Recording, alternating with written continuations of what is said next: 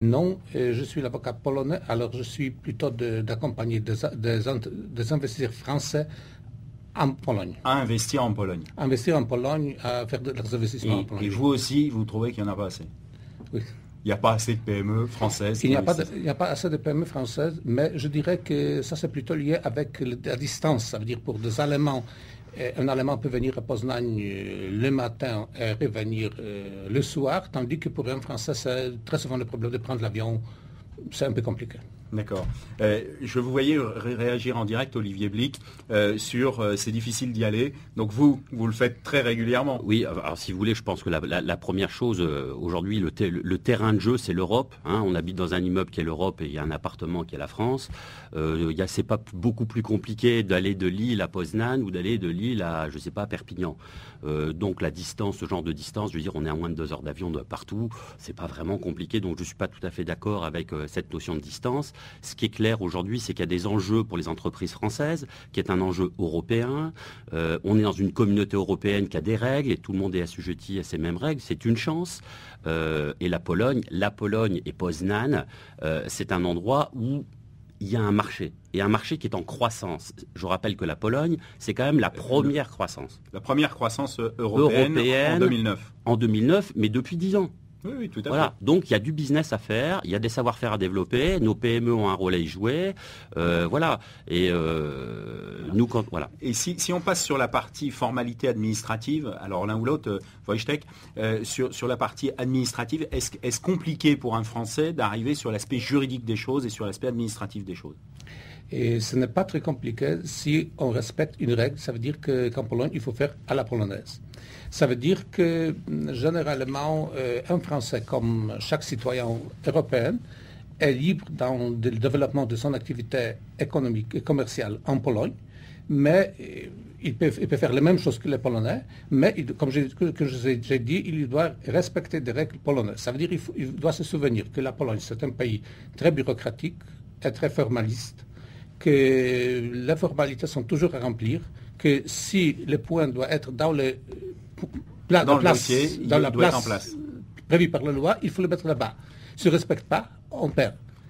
D'accord. Notre côté latin, manifestement, Olivier Blic en prend un petit coup là. Non, je pense pas, parce qu'en fait, ils sont pas beaucoup plus administratifs que nous le sommes en France. Voilà, très simplement, je pense qu'en France, on est quand même des rois aussi de l'administratif. Les Polonais le sont aussi, donc on n'est pas trop perdu. Simplement, il y a la souveraineté nationale, donc on se plie aux règles, et puis voilà. Je veux dire, moi, je n'ai pas eu de... nous n'avons, dans toutes les opérations qu'on a montées là-bas ou qu'on mène au quotidien, on n'a pas de complexité administrative ou juridique à partir du moment où on s'attache à respecter le cadre et les règles locales. Le cadre juridique, mais enfin, comme on le ferait n'importe où. Comme on le ferait n'importe où. Voilà. C'est pas parce que c'est la Pologne qu'il ne faut pas respecter les lois. Voilà. N'est-ce pas, maître?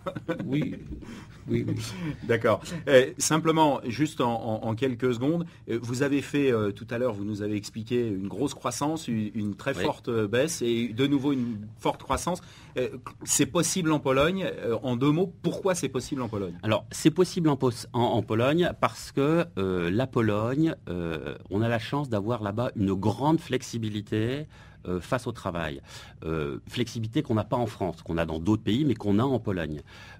D'adapter, de dimensionner, et c'est essentiel en période de crise, hein, puisque quand dimensionner l'entreprise face au marché. Dimensionner l'entreprise face au marché et à ce qu'on fait. Et aujourd'hui, ce n'est pas un problème de coût de travail.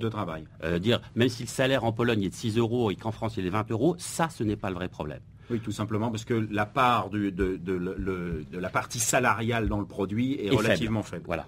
Très bien. Merci beaucoup.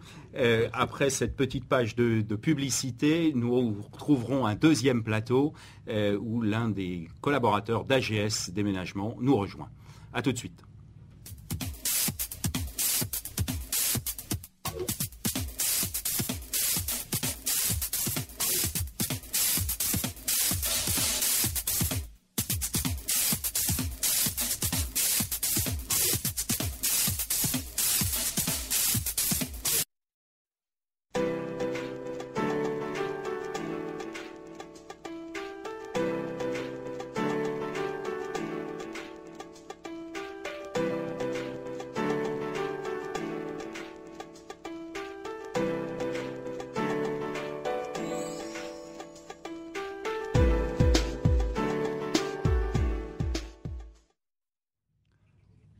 Antoine Duquesnay nous rejoint sur ce plateau. Donc Antoine Duquesnay, alors bonjour. Bonjour. Vous avez un peu le statut particulier du nouvel arrivant, alors à Varsovie, pas à Poznan, mais nouvel arrivant en Pologne, et en même temps, bien évidemment, représentant d'une entreprise française en Pologne. En quelques mots, votre activité...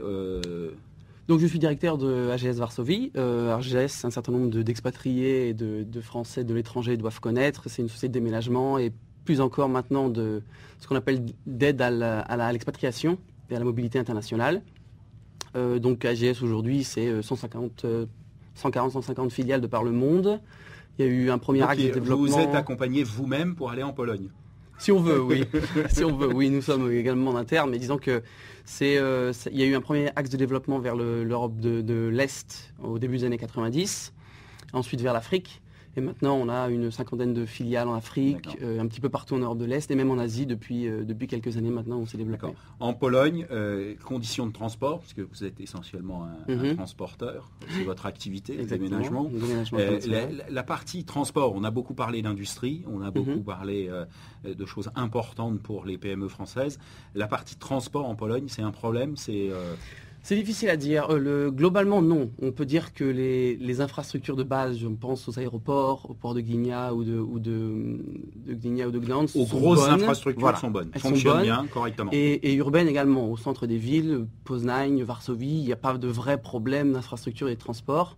En revanche, il y a un vrai bémol, c'est évidemment le complexe routier de la Pologne. Les villes, de la Pologne en général. Les villes, je veux dire, qu'il ne soit pas excellent, c'est une chose, mais on parle de la Pologne qui est l'un des premiers pays de l'Europe de l'Est à bénéficier d'un vrai développement grâce à l'ouverture de l'Union européenne. Et à ce niveau, on pourrait s'attendre en Pologne à avoir un trafic routier bien meilleur qu'il n'est.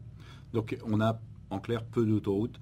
On a quelques tronçons d'autoroutes disséminés ça et là dans le pays. Je réagis en direct. Non, je pense qu'on en discutera, mais disons qu'à l'heure actuelle, on n'a encore que peu de tronçons. On parle de quelques dizaines de kilomètres au sud, près de Katowice. On parle également aux environs de Poznań, justement. D'ailleurs, Poznań, pour ça, est un petit peu particulier, puisque la ville de Poznań elle-même a un complexe routier assez bien fourni à Poznań. À Poznań même. Mais dès qu'il s'agit de traverser le pays, là on ne parle plus en kilomètres, on parle en heures de route. Alors, on va aller voir le Wojtek qui réagit en direct. Oui, ça veut dire il faut se dire qu'en Pologne, pour des routes, on a fait le travail le plus difficile et le moins visible. Ça veut dire qu'on a fait tout le travail préparatoire. Et maintenant, il y aura de succès. Il n'y a plus que les finitions à faire, en fait. Voilà, il y aura de succès. Ça veut dire qu'on va construire des routes sur le terrain qui a été préparé. Mais la préparation même du terrain pour faire des routes et des autoroutes prend énormément de temps entre les autres parce que la Pologne respecte beaucoup la propriété. Alors, très souvent, il faut exproprier des gens pour y construire la route, qui n'est pas très facile. Oui, c'est un temps administratif. C'est un temps administratif, oui. D'accord, on reboucle par rapport à la démarche de tout à l'heure.